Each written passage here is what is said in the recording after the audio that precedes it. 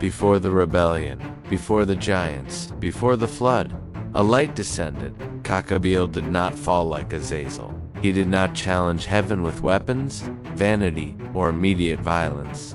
He did not lead oaths like Semjaza, nor did he gather others for fear of falling alone. Kakabil descended as if carrying something too precious to remain hidden. He was an angel of the stars, not in the poetic sense that men use today, but in the oldest and most dangerous sense possible. Kakabil observed the patterns of the firmament, the cycles that regulated time, seasons, harvests, and silence. He did not create the stars, he understood them, and understanding, at that level, was a restricted privilege. While Azazel looked to the earth and saw potential for dominion, and Semjaza looked to himself and saw fear of eternal solitude, Kakabil looked to the sky and saw structure, order, language. The sky was not a shimmering chaos, it was a system, and systems awaken an age-old desire. Interpretation. Initially, his role was simply to observe. Like the other watchers, he witnessed humanity's slow growth, their innocent questions, their struggle to understand the world, but something set him apart. While men looked upward for meaning, Kakabil realized they saw not only light, they saw answers. That's where the border began to disappear. Kakabil wasn't convinced he was disobeying, he was convinced he was helping. That revealing patterns wasn't interfering. That explaining cycles wasn't controlling destinies. That teaching how to read the heavens was simply offering guidance. But the sky was never meant to be interpreted by men, just contemplated. Azazel would teach weapons and adornments. Semjaza would open the door to the collective oath. Kakabil would do something more subtle, and perhaps more lasting. He would teach meaning. When Kakabil stepped onto the earth, there was no thunder, no visible rupture between the worlds, no alarm in the firmament. The light simply approached, like a star that seems to fall slowly, without haste, without immediate impact. The men gathered around him not out of fear, but out of fascination. He didn't talk about war. He wasn't talking about physical power. He was talking about time. He spoke of when to plant, when to harvest, when to wait. He spoke of signs in the sky that preceded changes on earth. He spoke of cycles that seemed bigger than any king, any tribe, any generation. And the more men listened, the less they looked inward. Gradually, decisions ceased to be made based on conscience. They began to be postponed until the heavens confirmed it. Fear of the future disguised itself as wisdom. Responsibility was pushed to the stars. That is how Kakabil connected to the same invisible thread that linked Azazel and Semjaza. Azazel provided the tools to dominate the outside world. Kakabil offered tools to master time. Semjaza guaranteed that none of them would fall alone. Three different forms of the same transgression, interfering where only observation was permitted. But Kakabil still believed he hadn't crossed the line. He didn't see blood on his hands. He didn't see immediate destruction. He didn't see giants trampling villages. He only saw men more attentive to the sky than before. What he didn't realize, or chose to ignore, was that the sky was ceasing to be a symbol, and becoming an authority. And when the heavens become the judge, the Creator ceases to be heard. The star that should never have fallen now shone among men, silent, patient, planting something that not even the flood could completely extinguish. But while Kakabil was teaching the heavens, something was changing above them, and the sky, which observes everything, began to observe Kakabil. But what Kakabil revealed next would change how humanity related to fate forever. Before touching the ground, Kakabil had never experienced gravity. His domain was not made of mountains, seas, or borders. It existed above human haste, where time did not run, it merely organized itself. Kakabil was an angel of the firmament, observing the invisible harmony that sustained creation, cycles, rotations, patterns. He didn't decide destinies. He did not interfere in events. He was watching. In heaven, Kakabil was neither an imposing authority figure like Michael, nor a direct messenger like Gabriel. His role was silent, almost contemplative. While others carried out visible orders, Kakabil ensured the invisible order remained intact. The stars were not oracles. They were markers, indicating seasons, changes, and the passage of time. A reference, not an answer. Kakabiel understood this better than any other watcher. He saw the sky as a closed language, perfect because it didn't need explaining, and that's where the tension arose. The more Kakabiel understood the heavens, the more he perceived the contrast with human confusion. Men looked upwards seeking direction. They didn't know when to advance, when to wait, when to accept inevitable losses. They lived surrounded by uncertainty, and Kakabiel saw in this not weakness, but incompleteness. Unlike Azazel, who viewed humanity with disdain for its frailty, Kakabiel sensed something more dangerous: intellectual empathy. He did not wish to dominate men, he wished to organize them. Azazel was thinking about power. Semjaza was thinking in terms of consequences. Kakabiel was thinking about structure. And structures, when displaced, become prisons. Before descending, Kakabiel believed that knowledge in itself was neutral, that revealing patterns would not change the course of creation. After all, he didn't create new signs, he only explained the existing ones. But there was a silent law in heaven that Kakabiel was beginning to ignore. Not everything that can be understood needs to be translated. In the firmament, beauty resided precisely in mystery. The stars functioned because they didn't require interpretation. They maintained order without needing to be consulted. When the sky becomes the answer, it ceases to be a point of reference. Kakabiel hadn't fallen yet, but it was already moving away. Meanwhile, other watchers were also nearing their limit. Semjaza struggled with the fear of falling alone. Azazel was already planning what to teach. They all observed humanity, but each saw something different reflected in it. Kakabiel saw potential for alignment. Semjaza saw shared risk. Azazel saw an opportunity for disruption. Three distinct perspectives. A single transgression is forming. Before the fall, Kakabiel was pure in intention. No explicit vanity, no desire for rebellion. Only the silent conviction that revealed order could replace faith, that signs could replace inner listening, that heaven could guide human choices without consequences. He was wrong, because the moment man begins to consult the heavens before consulting his own conscience, something profoundly shifts. Responsibility changes its place. Free will begins to erode. And Kakabiel, still among the stars, began to justify the unthinkable. If Azazel could teach us how to shape the world, if Semjaza would guarantee that the blame was collective, Kakabiel believed he could teach them when to act and when not to act. But heaven never authorized anyone to decide that for mankind. The descent had not yet occurred, but the balance had already been compromised. And when Kakabiel finally crossed the line between observing and explaining, the firmament would cease to be a map, and would become a silent judge of humanity. And that was the moment the stars stopped being signs, and began shaping fate itself. The mistake was never in looking at the sky. The mistake was trying to translate it from the beginning. The stars served a precise function, to mark time, not to decide destinies.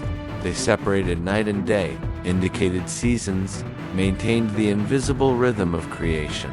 They were constants in an unstable world. Silent references, not answers. In heaven, this was understood without debate. Not on land. Humanity has always sought meaning where there was only sign. When suffering arose, people looked upwards. When fear grew, they searched for patterns. Not because the heavens promised answers, but because human silence was unbearable. Kakabiel understood this better than any other watcher. He knew that the firmament functioned as a restricted divine language, a structure created to sustain order, not to be deciphered. Just as the pulse keeps the body alive without needing to be interpreted, the stars maintained the world in balance without requiring reading. Interpreting them meant crossing an invisible boundary. Azazel had crossed that line by teaching how to transform matter into weapons. Semjaza had crossed it by legitimizing the collective descent, diluting the guilt. Kakabiel, however, would cross the most subtle of all, the line between observing and guiding. Because the moment the sky begins to be interpreted, it ceases to be creation and becomes authority.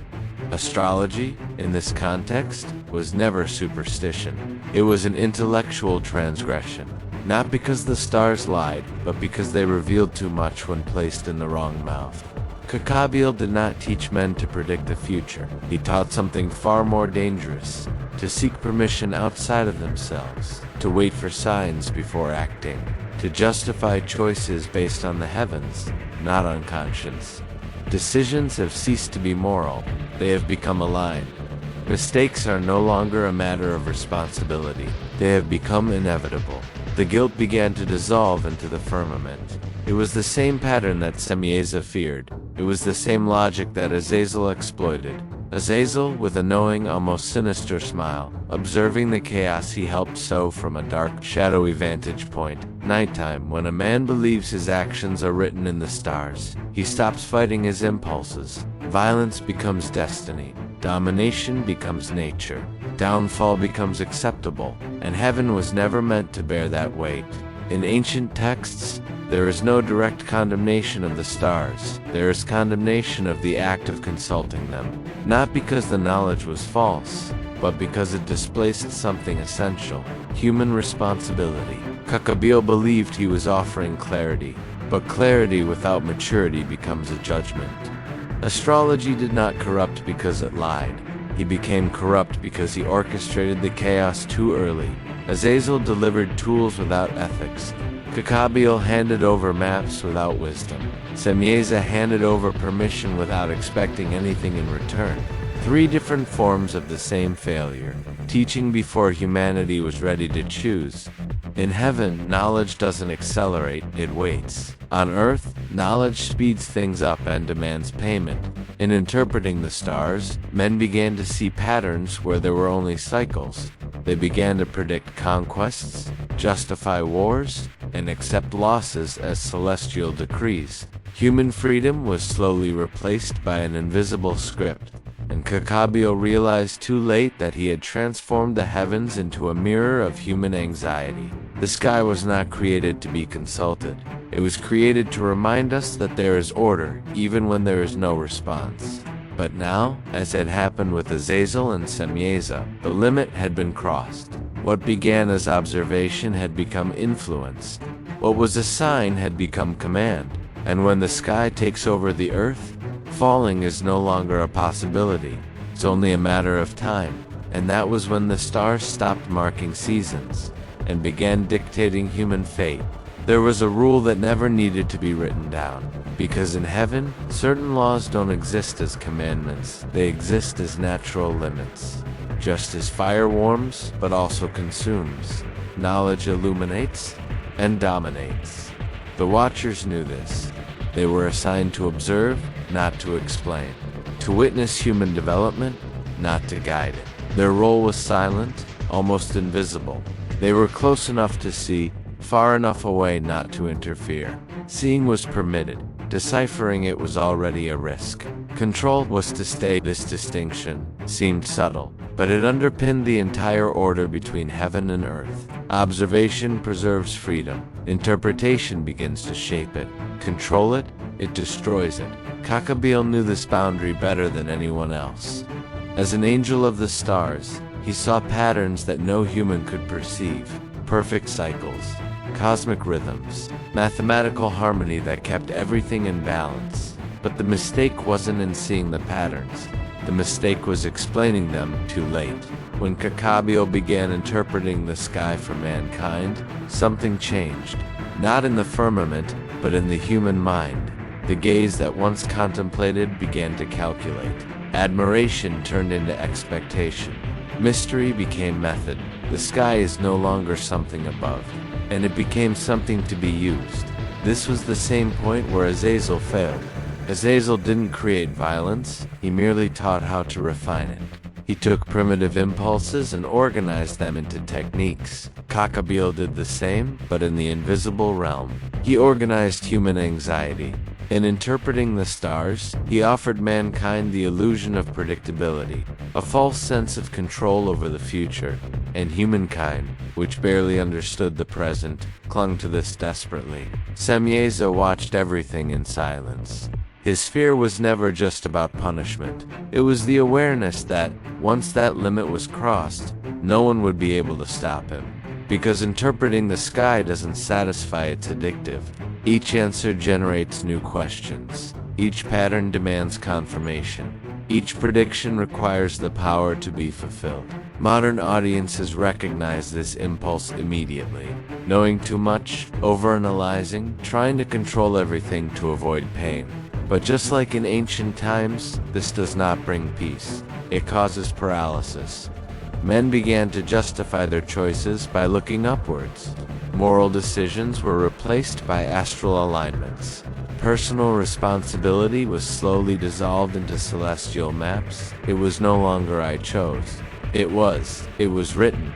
This displacement was devastating, because when a man believes he doesn't control his actions, he also ceases to feel responsible for them. Evil becomes something to be explained, not fought. Mistakes become something to be accepted, not corrected. That was exactly what heaven needed to avoid. Therefore, observation has always been permitted. Looking at the sky inspires humility, interpreting it creates authority, controlling it requires rebellion. Kakabeel didn't see himself as a rebel, like Azazel. He believed he was helping. Like Semjaza, he believed that sharing the burden would make everything less difficult. But the sky doesn't measure intentions, weigh the consequences. The moment men began living according to signs, cycles, and predictions, something essential was lost. The ability to choose even without certainty, and that was the basis of human experience. Freedom is not about knowing what will happen. Freedom is acting even without knowing. By taking that away, Kakabeel did not offer wisdom, he offered dependence. Azazel braced his hands. Kukabieo armo. Amenshi. Semjaza orchestrated the collective decision. 3 different falls, a single pattern. And as always happens when knowledge surpasses maturity, the sky fell silent again. Not out of neglect, but because the next step would no longer be teaching, it would be a correction. And that was the moment when watching the heavens turned into trying to command them, and the line was finally crossed. Nothing happened suddenly. There was no explosion, no open rebellion, no error in judgment, just a moment of clarity. Kakabeel didn't stumble when he fell. He stopped, observed, and chose. A decision made with full awareness. Up to that point, everything could still have been contained, the watchers observed. Men speculated, the sky remained distant. Kakabeel knew the limits better than anyone. He knew the weight of interpreting eternal signs for temporal minds. But he also knew something more dangerous. He saw in men's eyes, not curiosity, but emotional need. The desire to anticipate losses, to avoid suffering, to prepare for pain before it arrived. That's where the internal conflict began. Teaching the stars didn't seem like corruption. It seemed elevated, intellectual, compassionate. Unlike Azazel, Azazel offered external tools. Kakabeel offered mental frameworks, and that was irreversible. Semjaza sensed the danger. He observed the change in Kakabeel's silence, the pause separating intention from action. It was at that moment Semjaza understood. No watcher would fall alone. Azazel had descended with purpose. Now Kakabeel was about to descend methodically. The fall was no longer impulsive. It was becoming systemic. The moment of selection was not dramatic. It was too calm. Kakabeel did not defy heaven. He did not question orders. He did not proclaim rebellion. He simply began to explain. He explained cycles. He explained the patterns. He explained the correlations between celestial events and human occurrences, not as prophecy, but as interpretation. And that changed everything. Because the moment the sky was interpreted, it ceased to be a mystery. It became a tool, a mechanism that man believed he could use to orient himself, predict, and justify. Kakabeel's choice was deliberate. He understood exactly what he was delivering. Not definitive answers, but ongoing dependence. Man would start looking up before acting, before deciding, before assuming responsibility. It was the same moral shift Azazel had provoked by teaching war. When there is technique, guilt seems less. When there is method, conscience is diluted. Kakabil knew this. And yet, he chose, not out of arrogance, nor out of malice, but out of a dangerous conviction that man could not bear to live without signs. Semjaza saw his greatest fear materialize there. The collective oath had existed to dilute the guilt, but now, each conscious decision made the burden heavier, not lighter. The group was no longer driven by impulse, it was moving forward by choice. The sky noticed it instantly, not surprisingly, but as confirmation. The line had been crossed, not out of ignorance, but out of lucidity. And when the fall stems from awareness, the correction must be absolute. Azazel had taught them how. Kakabiel taught the why. Semjaza had allowed the we. And at that precise moment when Kakabiel decided to teach the heavens, the fate of the Watchers was sealed, not by an isolated act, but by a complete pattern of interference. Man wasn't ready. Heaven would not allow it. And the silence that followed was not hesitation, it was preparation. But once the heavens were explained instead of observed, there was no turning back. And judgment was no longer a question of if, only when. At first, it seemed like just organized observation. Sky maps, annotated cycles, movements recorded with almost reverent precision. But Kakabil knew that was only the surface. The true power of astrology was not in the stars, but in its effect on the human mind. Azazel taught how to transform the material world. Kakabil would teach how to transform the perception of time, and whoever controls perceived time, controls behavior. From the moment men began to believe the future could be anticipated, something broke. The present lost its power. Immediate responsibility weakened. Every decision began to be filtered through signs, omens, and calculations. People no longer acted on conscience, they acted based on foresight. Kakabil observed this happening in stages. First came comfort, knowing that certain days were favorable calmed anxiety. Believing difficult events were written made pain bearable. The sky seemed to offer meaning to the chaos, but soon comfort gave way to fear. Men began to avoid actions not because they were wrong, but because the timing wasn't right. Women began to accept losses as inevitable, not as a consequence of human choices. Kings and leaders began to consult the heavens before deciding and transferred their authority to that which they could not contest. The sky became the arbiter, and man dependent. Semjaza realized the pattern too late. The same mechanism he had feared when descending with the other Watchers was now manifesting itself with cruel clarity. When blame is shared with fate, no one feels truly responsible. It was the same principle Azazel had introduced with weapons. The blade alone does not kill, the metal simply obeys. Now, the sky also obeyed, or so men believed. Kakabil didn't need to order anything. You didn't need to govern. It was enough to teach the symbols and allow the human mind to do the rest. Because once convinced that the future was already designed, man became predictable, and predictability is power. Astrology wasn't just about reading the weather, it was about psychological mastery over waiting, over anxiety, over the fear of what hasn't happened yet. Those who believed in the signs lived in constant anticipation, never fully present. Life was becoming a rehearsal for something yet to come, and that was eating away at the soul. Azazel watched with cold interest. He recognized the pattern. His weapons had created visible wars. Kakabil was creating something deeper. Internal wars. Silent conflicts where man struggled against decisions he didn't even need to make yet. Shemyaza, for his part, felt the weight of leadership turning into guilt. The oath on Mount Hermon was not merely a pact of descent. It was an implicit agreement that none of them would cross certain unseen boundaries. But now, those boundaries had been redrawn. Astrology didn't say do it. She kept saying wait, and waiting, when driven by fear, paralyzes. Men began to postpone change, to tolerate injustice, to accept destructive relationships because the right time hasn't come yet.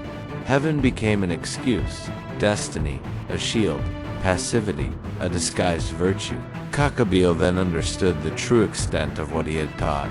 He had given no answers. He had developed an emotional dependence on the future, and the more men looked upward for signs, the less they looked inward for awareness. Ethics ceased to be internal. It became conditional. If heaven approved, everything was permitted. That was the moment when the sky ceased to be a creation and became a tool of control. Semjaza felt the same chill he had felt before the collective oath, the same premonition that they had crossed a point of no return. The interference now was neither physical, nor genetic, nor military. It was existential. The man was no longer alive. I was waiting. And when a species learns to live waiting for the future, it accepts any gift. The silence of the sky deepened once more. Not because he was absent, but that's because I was observing how far that dependency would go. And once humanity began to surrender its will to the promise of knowing tomorrow, the consequences would no longer unfold in the stars, but in the collapse of choice itself. At first, nobody noticed the switch. It didn't happen as a rebellion, nor with blasphemies. There was no explicit denial of the Creator. It was more subtle. Men still said prayers, erected altars, and spoke God's name with respect. But, little by little, they stopped listening. Before acting, they no longer asked, "What is just?" They asked, "What do the signs indicate?" Before facing their fear, they were already searching for inner strength. They sought confirmation in heaven. Cockabeel watched in silence as faith shifted its focus. True faith demands surrender without guarantees. The stars, on the other hand, offered the illusion of certainty. Azazel had taught man how to master the external world. Semjaza had orchestrated the collective collapse to deflect blame. Cockabeel was now completing the cycle. He was teaching man to replace trust with calculation, and that changed everything. Faith has always been an act of verticality. Eyes closed, heart exposed, acceptance of the unknown. Astrology, as Cockabeel had presented it, was horizontal. Eyes open. The mind is calculating, a constant attempt to reduce the mystery. Heaven is no longer the dwelling place of the Creator, and it became a searchable map. Men began to believe that God spoke through signs, not through conscience. That his will could be anticipated, deciphered, predicted. The divine mystery became a system, and systems don't require humility. They require interpretation. Priests have lost ground to interpreters of heaven. Silent prayer was replaced by reading in cycles. Trust has been replaced by dependence. Semjaza felt the weight of this change more than anyone else. He had descended fearing he would fall alone. Now he realized something worse. Humanity was falling without realizing it, not towards rebellion, but to the replacement, because when man believes he can understand the future, he ceases to submit to the present. And when he ceases to submit to the present, he also ceases to listen to the Creator who speaks within it. The stars did not demand repentance. They were not confronted with choices. They weren't asking for inner transformation. They were only indicating it, and giving advice without responsibility is dangerous. Azazel recognized a familiar pattern there. Just as weapons had allowed killing without eye contact, astrology allowed living without making decisions. Everything could be attributed to wrong timing, unfavorable alignment, or predestined fate. Faith, which once sustained man when there were no answers, now seemed as slow, too uncertain, too demanding. Why trust? Was it possible to predict? But what men called faith in the stars was not faith. It was control disguised as spirituality. Cockabeel knew this. He knew that the more man sought external signs, the less he would develop inner discernment. His conscience, which should have matured, remained childlike, always waiting for permission from heaven to act. And so, without realizing it, men began to live on their knees. Not before God, but in the face of the imagined future.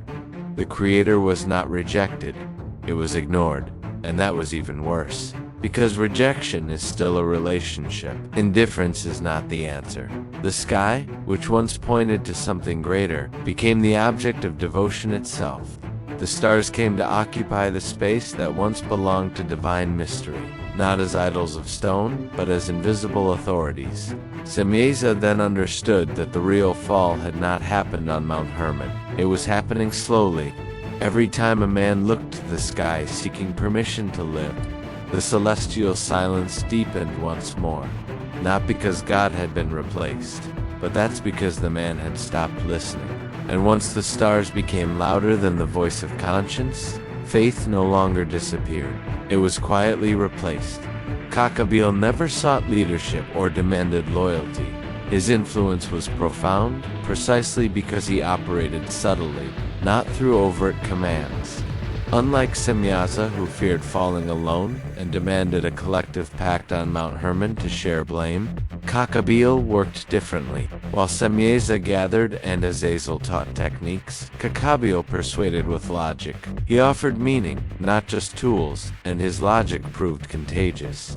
Many watchers saw themselves as observers, not rebels. They needed justification to preserve their self-image, and Kakabil provided exactly that. He began with dangerously simple questions. If heaven is ordered, why can't man understand it? Why hide knowledge of fixed laws? Is understanding time a sin? These questions didn't seem blasphemous. They seemed entirely reasonable to the watchers. Azazel recognized the pattern: utility, standardization, dependence. But Kakabil went further, offering interpretations that shaped decisions, not just tools. This had a silent effect. Hesitant watchers justified their presence. Celestial knowledge became inevitable for humans. Kakabil transformed transgression into destiny. Semjaza sensed a shift in the Watchers' Council. They spoke of process, not error. They spoke of natural consequence, not punishment. The sky became a system, appearing neutral when understood. This made Kakabil dangerous. He offered the Watchers moral relief. If everything follows cycles, no one is truly responsible. If the future is read, the present is decided. Guilt faded, choice disappeared. Azazel realized, Kakabil re-educated the Watchers, transforming angels into analysts of destiny, not conscious servants. This distanced them further from the Creator. Uriel, guardian of cosmic order, noticed the imbalance, not in the firmament, but in their intentions. Raphael understood later. Mystery had led to humility. Now explanation led to pride. Celestial knowledge replaced God. Miguel watched everyone in silence. Semjaza, tormented, realized too late he allowed something worse than collapse. The meaning of collapse was rewritten. Kakabil never ordered or led, he simply taught the Watchers to think they were right. When angels justified transgression as inevitable, heaven faces conviction. It was then the balance crumbled. When angels cease to fear judgment, the trial is already underway. At first, the signs seemed liberating. The stars didn't shout orders. They whispered patterns. They offered guidance, not coercion. Kakabil presented the firmament as a map, not a sentence, an aid for difficult decisions, a solace for the fear of the unknown, just as Azazel had done with the tools of the earth. Kakabil did with the symbols of the sky. He delivered something that seemed too useful to refuse. But any map, when treated as a destination, ceases to guide and begins to imprison.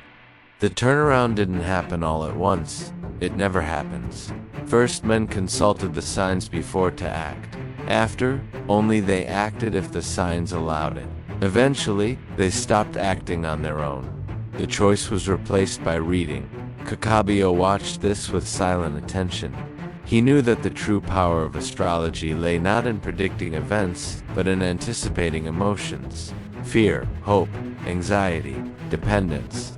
A man who believes the future is already written becomes easier to control. Azazel recognized the pattern immediately. It was the same effect his weapons had caused. Initially, tools of defense, then, symbols of power, finally, instruments of domination. Knowledge, when given without limit, always demands more. Semjaza, for his part, felt something even more unsettling. Humans no longer looked to him as a spiritual guide. They looked to the sky, to the signs, to the cycles. Reverence had shifted direction. It was no longer the angel who interpreted the divine will, it was the symbol that interpreted human life. And this created something new, a mental prison without visible chains. Men postponed decisions because the time was not right. Women feared choices because the signals weren't aligned. Children grew up learning that their worth was written in the stars, even before they were born. The sky, which should inspire humility, has begun to impose invisible limits. Kakabiel had taught them to read the signs, but he hadn't taught them to question them. And where there is no questioning, submission is born. Oriel perceived this shift with painful clarity. The firmament remained obedient. The stars had not changed. What had changed was the human gaze. The sky no longer pointed to the Creator, it pointed to itself. Raphael saw the consequences in the human spirit. Faith, once vibrant and dynamic, had become fragile, dependent on external confirmations. People no longer trusted in conscience, prayer, or discernment. They trusted in symbols. Miguel watched everything in armed silence. Semjaza began to understand the mistake he had made. The problem wasn't just the knowledge that had been taught. It was the place that knowledge now occupied. He had replaced responsibility with foresight, and this directly echoed the Watcher's original mistake. Observing was permitted, teaching was already a risk, but controlling decisions through knowledge, that was usurping a role that never belonged to them. Azazel had violently chained the body. Kakabiel was chaining minds with meaning, and mental chains are harder to break, because the prisoner believes he chose the cell. When signs became rules, and rules became fear, humanity no longer walked freely under the sky. It walked looking upwards, afraid to err, afraid to act, afraid to live outside of what it believed was written. It was at that moment that the sky ceased to be a guide, and it became a prison. And when even the angels realize that knowledge has become a shackle, there is not much time left before justice intervenes. The sky remained untouched. No stars fell. No thunder tore through the sky. No voice descended. To interrupt the course of events? To humanity, that seemed like permission. But, as before, silence was not absence. It was an observation. From above, the same pattern began to repeat itself.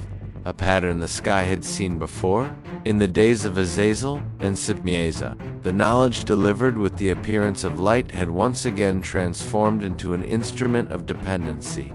There was no more immediate chaos, nor uncontrolled violence. The danger was now more subtle. It was internal. The men walked looking upwards, but not in reverence. They looked for confirmation. Every decision needed a sign. Every loss needed a cosmic explanation. Every failure was attributed to heaven, never to choice. And the sky remained silent. Kakabiel sensed it before the others. He knew the firmament like no other. He knew when a star moved by divine will, and when it remained motionless due to impending judgment. The sky was still, observing, as it had been before the fall of the Watchers on Mount Hermon. Azazel would recognize that silence immediately. It was the same silence that had preceded his capture. The same heavy, dense, almost suffocating stillness. The kind of silence that doesn't warn, it merely records every act, every lesson, every consequence. Semjaza also felt the weight. He remembered that interval, that strange time when nothing seemed to happen, and everything was already decided. Heaven didn't need to react quickly. It didn't need to convince. When the limit was crossed, the judgment came complete. Without warning, the Watchers began to realize that something was wrong. Knowledge continued to spread, but the initial joy had faded. Humanity no longer seemed enlightened, seemed weary, anxious, trapped in cycles it didn't fully understand. The stars had become clocks of fear, and yet, the sky did not answer. Uriel watched with silent pain. He knew the problem wasn't the firmament. It never had been. The sky remained obedient, faithful, precise. The error lay in the inversion, men treating signs as masters, and not as symbols. Raphael saw the spiritual impact deepening. Faith was being drained, not by denial, but by replacement. Where there had once been trust, now there was calculation. Where there had been hope, now there was prediction. And Miguel was waiting. He didn't need signs. He knew the pattern. When the heavens fall silent twice before the same transgression, it's because the cycle is about to close. Divine silence has always been the space between cause and consequence. Kakabil began to understand the true weight of his choice. He hadn't just taught astrology, he had altered how humans related to time, to the future, to fear. He had given man the illusion of control and taken away his courage to trust. Azazel had been corrupted by force. Semjaza had fallen because of his fear of acting alone. Kakabil had been imprisoned by the interpretation. 3 different paths, the same fate, and the sky remained silent. To humans, it looked like abandonment. For the faithful angels, it was restraint. For the fallen, it was judgment approaching. The sky no longer needed to speak. He had already seen enough, and when the sky watches silently for too long, it's not because it's ignoring what's happening on earth. It's because it's preparing something that cannot be interrupted. The judgment would not come as an emotional response. It would come as a restoration. And when it finally manifested itself, it wouldn't just be about Kakabiel, but above all, it was about everything that had been taught beyond the limits since the first oath on Mount Hermon. Kakabiel's punishment did not come as immediate destruction. It came across as perfect irony. When judgment finally descended, it was not announced by trumpets or visible fire. It was precise, symbolic, irreversible, just as it had been with Azazel and Semjaza. The punishment was not merely retribution, it was revelation. Kakabiel would be eternally bound to what he loved most, the stars. Not as a guardian, not as an interpreter, but as a prisoner. Unlike Azazel, cast into the desert, and Semjaza chained in the depths, Kakabiel received a sentence that perfectly reflected his transgression. He had turned the sky into a tool of control. Now, the sky would become his cell. Ancient texts describe his punishment as being bound to the heavens not in freedom, but in fixation. Kakabiel would no longer walk among the stars. He would be bound to the order he had attempted to decipher beyond what was permitted. Property, conscious, observing. The horror wasn't in the physical pain. It was in the eternity of lucidity. Kakabiel would continue to see the cycles, the movements, the signs, but he could never teach them again. He could never interfere. He could never correct what he had caused. Azazel was silenced. Semjaza was buried. Kakabiel was condemned to observe forever. The punishment reflected a clear divine pattern. Punishment does not destroy knowledge, it neutralizes it. Heaven does not erase what has been revealed. It removes the power to shape it. Just as Azazel still exists, but no longer teaches weapons, and Semjaza still waits, but no longer leads oaths. Kakabiel remains but voiceless, influenceless, without choice. Connected to the stars is a permanent warning. For the remaining watchers, the message was immediate. Heaven does not punish impulsively. It punishes through consistency. Every transgression receives a response that mirrors exactly the wrong committed. Kakabiel tried to transform signs into destiny. Now he was bound by signs that would never change for his sake. Humanity, for its part, continued to look to the sky, but something had changed. The weight of the firmament began to slowly diminish. Without new interpretations, without new predictions, the signs lost their power. The fear began to dissolve, but the brand remained, because even without Kakabiel teaching it, the habit had already been created. Just as happened after Azazel, when the weapons continued to exist even without their instructor, and after Shemyaza, when the oaths still echoed even with their leaders imprisoned, Kakabiel's legacy survived the punishment. This has always been the true cost of celestial transgression. The punishment falls upon the angel, but the consequences remain with humanity. Trapped among the stars, Kakabil became something worse than a rebel. It became a symbol, a timeless reminder that not all light that falls from the sky is meant to be followed, and that interpreting the divine without permission turns mystery into imprisonment. The sky had restored the boundary, but now an even more unsettling question remained. If Kakabil was punished for teaching the heavens, why did so many others continue to repeat the same mistake, generation after generation? Because punishment doesn't end the cycle. He just marks it, and what began with Azazel, expanded with Semjaza, and was refined with Kakabil, was still far from over. The flood came as promised. The waters rose, mountains disappeared. Cities, names, lineages, everything was swallowed by the liquid silence. But the danger has not been eliminated. The ancient narrative makes this disturbingly clear. The punishment cleansed the earth, but it didn't completely erase what had been taught. The most common mistake is to imagine the flood as an absolute reset button. It wasn't. It was a measure of restraint. Azazel had taught them how to forge weapons, ornaments, and instruments of war. Semjaza had led the oath that broke the boundary between heaven and earth. Kakabil had transformed the heavens into decipherable language. When the waters receded, the fallen angels were trapped, but the echo of what they had begun still vibrated in human consciousness. Knowledge did not survive as books. It survived as a standard, instinct, curiosity, desire for control. Ancient texts suggest something disturbing. Certain knowledge was preserved not by divine intention, but by fragmented human memory, traces, incomplete symbols, practices repeated without a full understanding of their origin. Humanity didn't remember exactly who taught it, but it remembered what had been learned. After the flood, men began to observe the heavens again, not in their entirety, as Kakabil had taught, but with distorted fragments. Constellations began to carry meanings. Celestial cycles were linked to human decisions. The desire to predict the future returned silently. It was the same seed. Azazel had fallen, but violence continued to arise. Whenever knowledge was separated from wisdom, Semjaza was chained, but the human tendency to dilute guilt in collective decisions remained intact. Kakabil was bound to the stars, but the impulse to decipher the divine without permission remained alive. The flood did not destroy the error, it only postponed it. This is the most uncomfortable part of the story.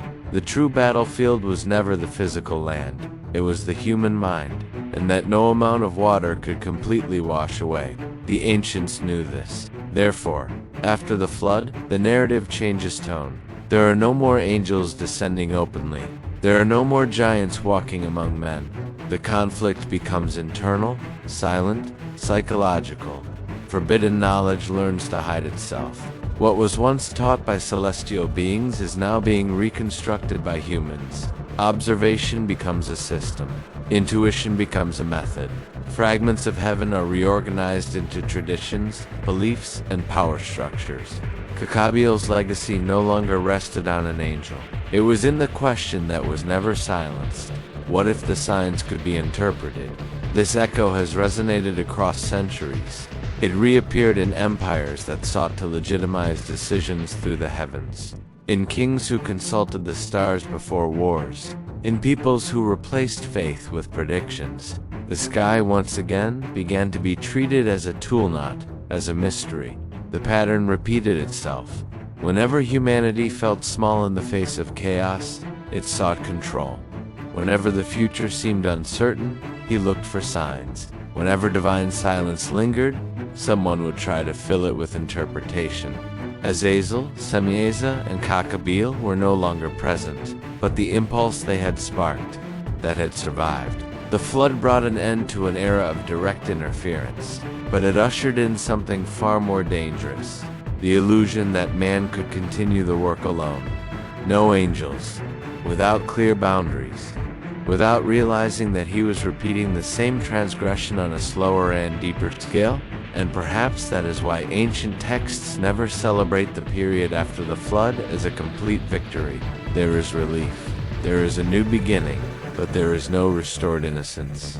Because once forbidden knowledge touches human consciousness, it never completely disappears. It is waiting, it adapts, it returns under new names. And while the heavens remain silent, the question that Kakabil helped to plant continues to echo, generation after generation. If knowledge survived the trial, who, ultimately, will be responsible for how it is used now? There is something profoundly unsettling about silence. Not ordinary silence, but a silence that seems deliberate. A void that doesn't stem from a lack of information, but from the conscious decision not to say more. That is exactly what happens when the name Kakabiel appears and then quickly disappears in the scriptures. He doesn't receive lengthy genealogies. There are no direct speeches. It doesn't feature dramatic dialogues. His name appears, and the text continues. For many readers, this seems irrelevant. For the ancients, however, silence was never accidental. What is left unexplained often carries more weight. Textual emptiness is a technique, and in this case, a warning. The Bible clearly describes Azazel's role, the transmitter of weapons, adornments, and violence. It exposes Semjaza's oath and his leadership over the Watchers. But when it comes to Kakabil, the text retreats, as if approaching something that shouldn't be fully revealed. Why? Because Kabil doesn't just represent rebellion. He represents interpretation. Azazel taught how to, Semjaza decided to descend. Kakabil taught how to read the sky, and that changes everything. Interpreting is more dangerous than acting. Action can be judged. Interpretation spreads. A weapon can be destroyed. A system for reading the world can survive for millennia. Biblical silence functions as a narrative restraint. Ancient authors knew that certain knowledge, when excessively detailed, not only informs, it activates. To over-describe the workings of celestial reading would be to repeat, in text, the same mistake Kakabil made in spirit. Therefore, the account becomes fragmented.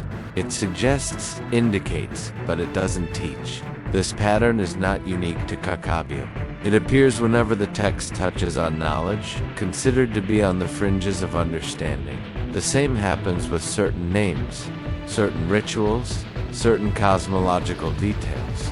What can be read is controlled. What cannot remains shrouded in silence. This is where Kakabil's arc connects directly to Azazel and Semjaza. Once again, Semjaza represents the fear of falling alone, the psychology of diluted guilt. Azazel represents the conscious use of knowledge as power. Kakabil represents something even more subtle, the danger of teaching man to interpret the divine on his own. The Bible does not explain Kakabil in detail, because explaining too much would legitimize the curiosity that led to the fall.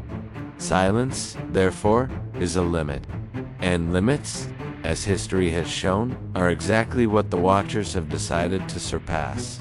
There is another, even more unsettling aspect. The textual void invites the reader to fill in the gaps.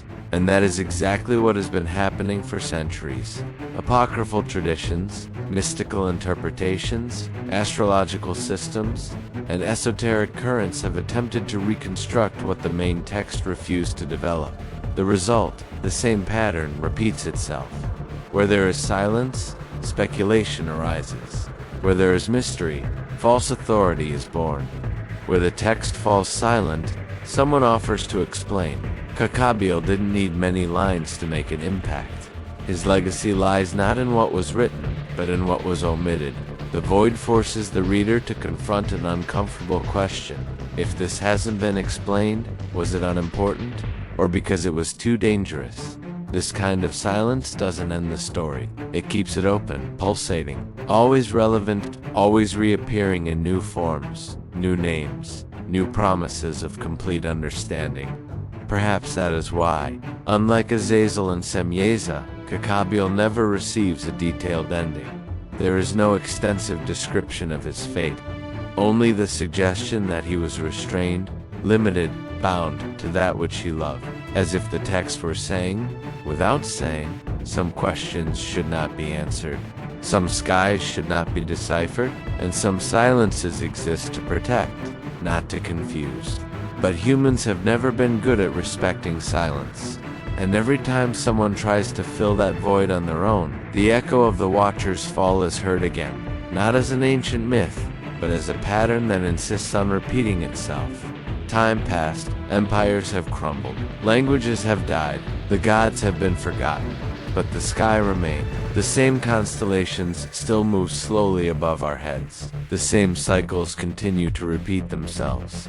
The stars that Kakabiel observed still streak across the sky, indifferent to what humanity has become. The question then is not whether the sky has changed, it's about changing the way we look at it. Today, astrology presents itself as something harmless, an everyday pastime. A quick read before work, an emotional map that promises to explain love, fears, failures, and destinies in just a few lines. But this gentle appearance hides an ancient heritage, much older than you might think. When Kakabiel taught the reading of the heavens, he didn't just deliver symbols. He taught a dangerous logic, the idea that human destiny could be deciphered, predicted, and eventually controlled, that the sky wasn't just a sign, it was a code, and that whoever learned to read it would be one step ahead of the others. That was the true legacy. Azazel taught tools that changed the external world. Semjaza led the breaking of the boundary between heaven and earth. Kakabiel taught something even more lasting, a method for mastering the human inner self. The fear of the future, the anxiety of time, the need for certainty. Modern astrology rarely speaks of fallen angels, watchers, or divine punishments, but it speaks all the time of destiny, of invisible influence, of forces that shape decisions even before they are made. This is no coincidence. What appears today as self-knowledge often repeats the same old pattern, transferring personal responsibility to an impersonal cosmic order. If something went wrong, it was Mars. If something didn't happen, it was Saturn. If love failed, it was the astrological chart. The sky becomes an excuse, and it is precisely here that Kakabiel's arc connects again to Semjaza was afraid to act alone. Modern man is afraid to decide alone. Both seek something outside themselves to justify internal choices. The difference is that now there is no angel teaching directly. Knowledge survived fragmented, diluted, adapted. It survived the flood, not as explicit truth, but as a mental structure. Reading signs, look for patterns, trusting the map more than your conscience. Modern astrology is heir to a teaching that has lost its origin, but has retained its psychological effect. It promises comfort, but delivers dependence. It promises clarity, but creates anxiety. It promises identity, but imprisons the individual in fixed archetypes. And the more uncertain the world becomes, the more people look to the sky for answers, not for contemplation, but to explain everything. The same spiritual shift that occurred before the flood is happening again. Men and women are looking more to the signs than to their actions, more to the movement of the stars than to the weight of their choices. And the sky, once again, transforms into a silent authority. Kakabiel did not need to be physically present for his legacy to continue. It was enough for humanity to maintain the habit of seeking in the heavens that which should be faced internally. That's why this story doesn't belong only to the past. She is alive. Every time someone entrusts their decisions to the horoscope, every time fate is used to avoid responsibility, every time the sky is treated as a judge, not as a sign. The final question is not whether modern astrology is the same as ancient astrology. It is not. It is distorted, fragmented, secularized, but it carries the same central impulse, the desire to control time, the future, and the meaning of one's own life without going through the weight of faith or conscious choice.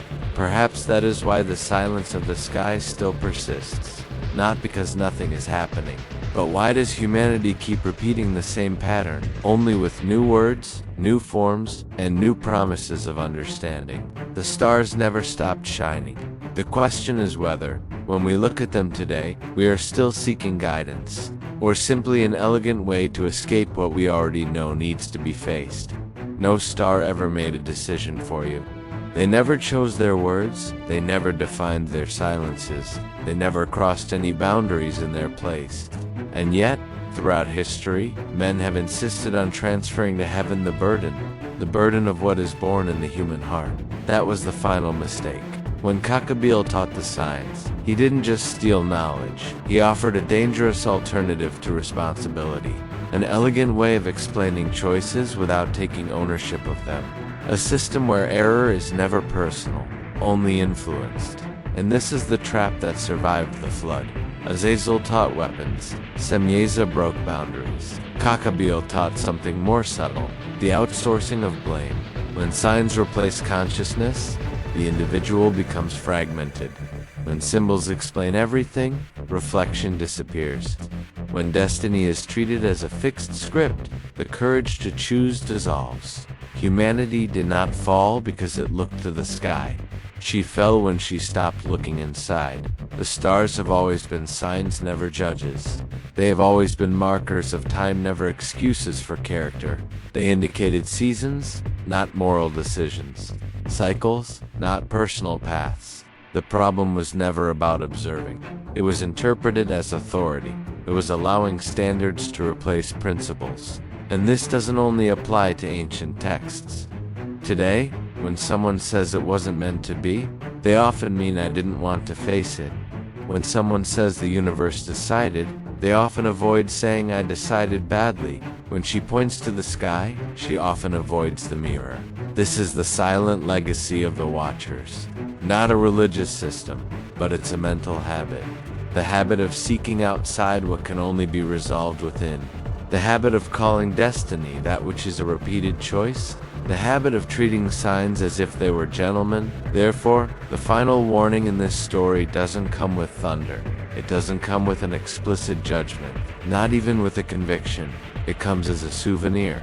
The sky is watching, but it doesn't choose for you. The stars move, but they don't write their own history. They shine indifferently to human decisions, while each choice, small or large, continues to shape real, silent, and irreversible consequences. The real downfall doesn't happen when someone challenges the heavens. It happens when someone abdicates their own responsibility. And perhaps that is why ancient texts fall silent at the end. Not because there was a lack of information, but that's because the warning had already been given. When signs replace responsibility, when symbols take the place of consciousness, when fate becomes an excuse, the fall no longer needs angels. It happens on its own. And the sky, as always, just watches.